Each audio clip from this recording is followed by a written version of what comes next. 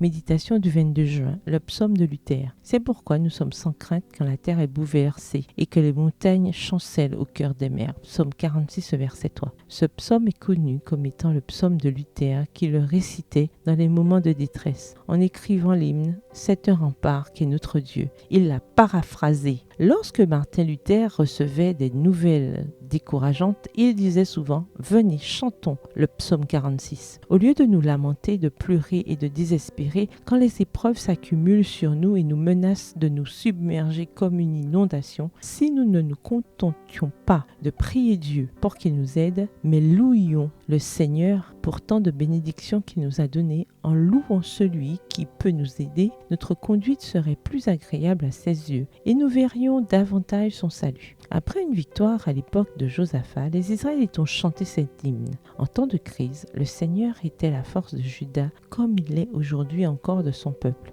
Ne nous confions donc ni dans les monarques ni dans les hommes que nous serions tentés de mettre à la place de Dieu. Celui qui possède la toute-puissance est notre haute retraite. Souvenons-nous que, dans n'importe quelle circonstance, c'est lui qui combat. Ses possibilités sont illimitées et plus les apparences nous semblent contraires, plus éclatante est la victoire. Le vendredi après-midi approchait et il restait encore beaucoup à faire pour l'inauguration du temple blanc de Clinton dans le Massachusetts le lendemain. Nous travaillions dur lorsque la nouvelle est arrivée selon laquelle un permis était requis pour l'ouverture du temple. Nous nous sommes arrêtés pour prier, pour que la dédicace ne soit pas annulée, car nous attendions de nombreux invités le lendemain. Après quelques formalités administratives, un permis temporaire a été accordé. Dieu est fidèle. On dit qu'Oliver Cromwell, premier ministre anglais, a demandé au peuple de chanter ce psaume. Il a dit « C'est un psaume très spécial pour un chrétien. Dieu est notre refuge et notre force, notre prompt secours dans la détresse. Si le pape, les Espagnols et le diable s'opposent à nous,